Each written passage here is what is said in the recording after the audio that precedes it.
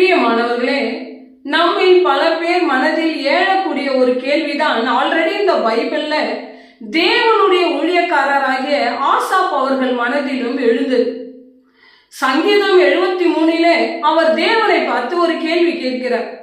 தேவரே, துன்மார்க்கர்களை காணுகையில் சுக ஜீவியத்தில் இருந்து ஆஸ்திகளை பெருக பண்ணுகிறார்கள். அவர்களை பார்க்கும் பொழுது வீம்புக்காரர்கள் மேல் நான் பொறாமை கொண்டேன் என்று சொல்லுகிறார். அதே போலதான் நாமும் கூட நமக்கு தெரிந்தவர்கள், நம்மை சுற்றி இருப்பவர்கள், தேவ நாமம் அறியாதவர்கள், தேவனுக்கு கீழ்ப்படியாதவர்களை நாம் பார்ப்போமானால் மிகவும் சீக்கிரமாக ஒரு வாழ்க்கையில வளர்ச்சிகள் ஏற்படுகிறது. அதனால் நமக்கும் கூட பல கேள்விகள் நம் மனதிலே எழும்புகிறது. நாம் அதை பற்றி டிஸ்கஸ் கூட சம்டைம்ஸ் பண்ணி கொண்டு இருக்கிறோம். ஏன் என்றால், நான் கிறிஸ்துவை அறிந்திருக்கிறேன், கிறிஸ்துவில் அன்பாய் இருக்கிறேன், நான் ஆலயத்திற்கு செல்லுகிறேன், பிரேயர் பண்ணுகிறேன், தேவனுக்கு கீழ்ப்படுகிறேன். இருந்த பொழுதிலும் என் வாழ்க்கையில ஒரு ப்ராஸ்பரஸும் பிளஸ்ஸிங்கையும் நான் பார்க்கவில்லை, சந்தோஷத்தையும் பார்க்க முடியவில்லை.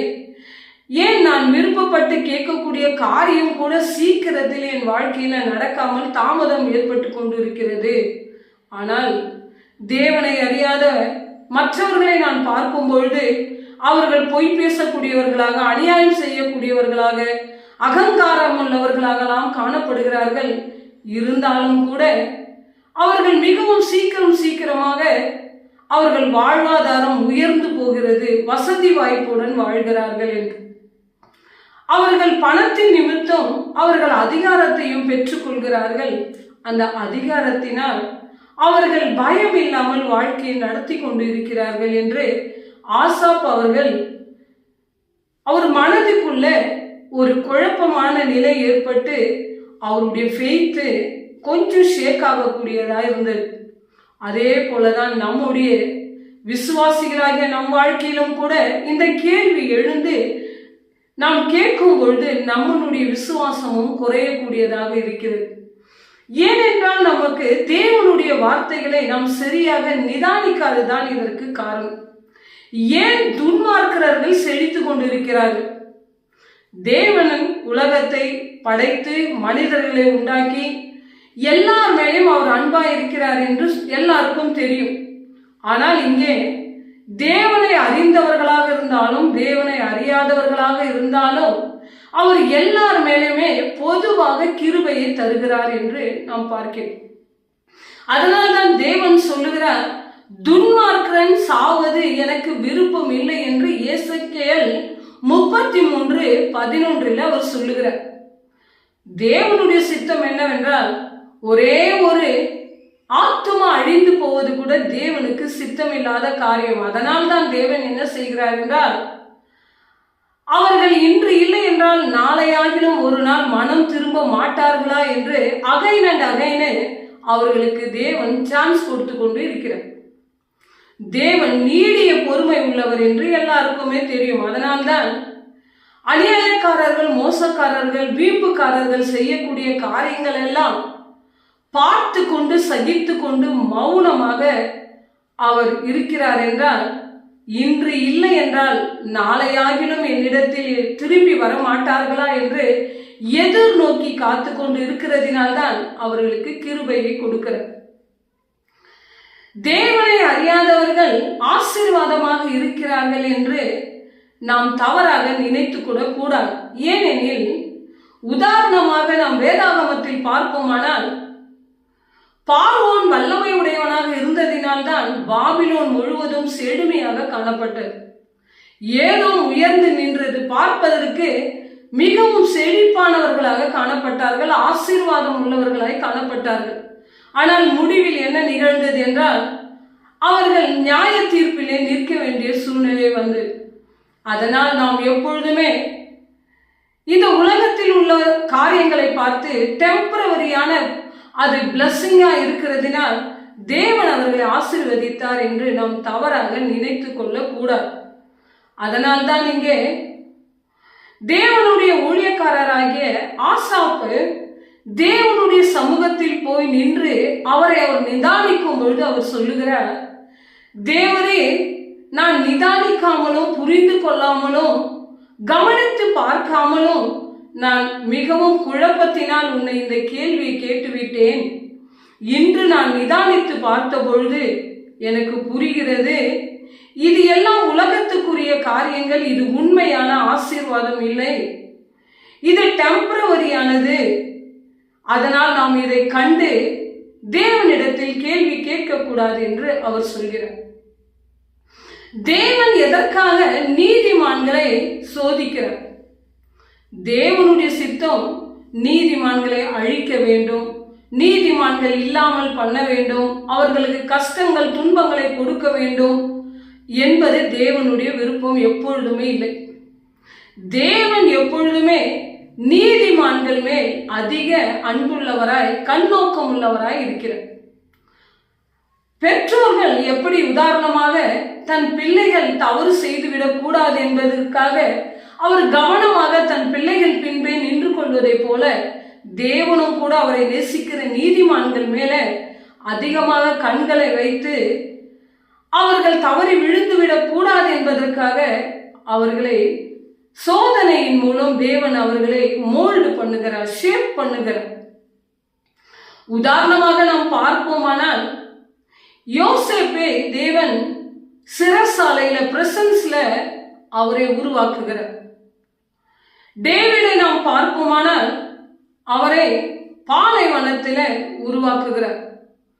யோபுவை பற்றி எல்லாருக்கும் தெரியும். எல்லாவற்றையும் இழந்த நிலையிலும் கூட அவருடைய விசுவாசம் எப்பேற்பட்டது என்பதை சோதிப்பதற்காக தேவன் அனுமதிக்கிறார். அதனால் தேவன் எப்பொழுதுமே நீதிமான்களை அழிப்பவரும் அவர்களை ஒன்றுமில்லாமல் செய்பவரும் அல்ல. அவர் அவர்களை உருவாக்கக்கூடியவர், அழிக்கக்கூடியவர் அல்ல என்பதை நாம் புரிந்து கொள்ள வேண்டும்.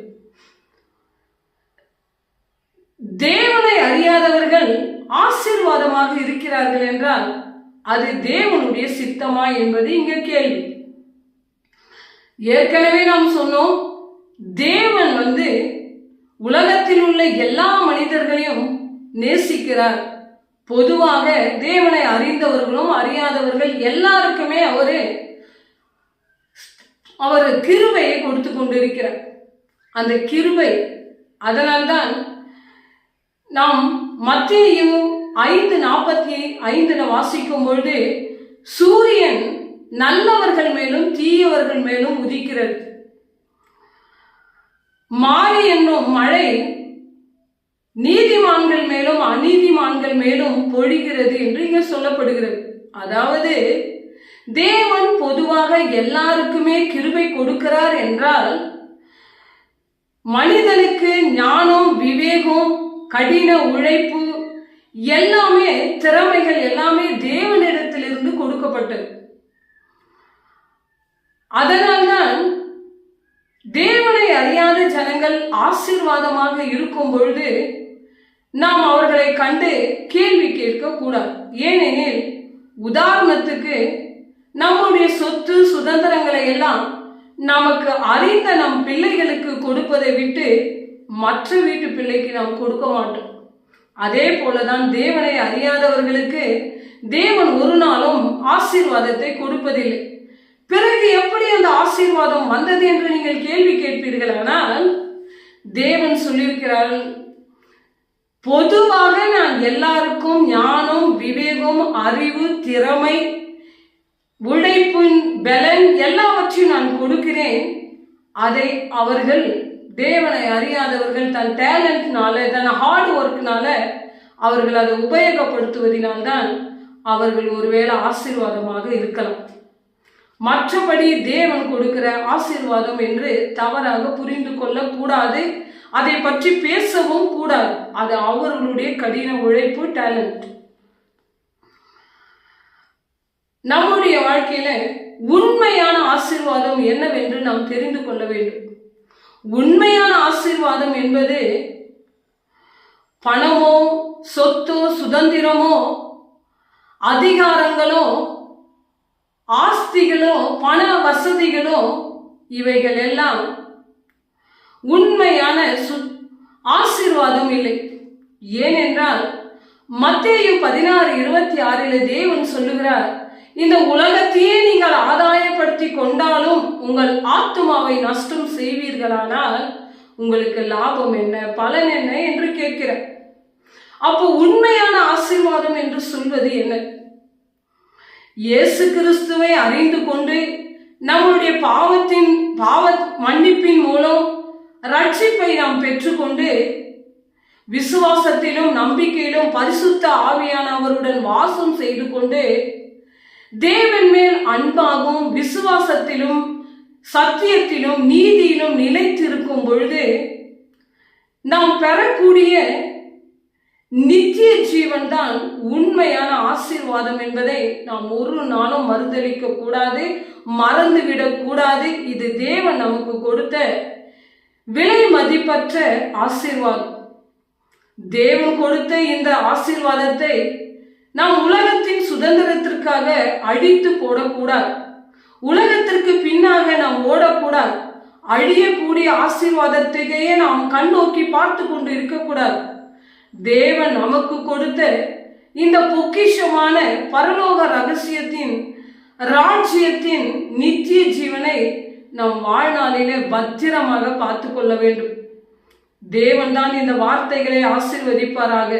பிதாவாகிய தேவனாலும் கர்த்தராகிய இயேசு கிறிஸ்துவினாலும் உங்களுக்கு கிருபையும் சமாதானமும் என்றென்றும் உண்டாவதாக. ஆமென்.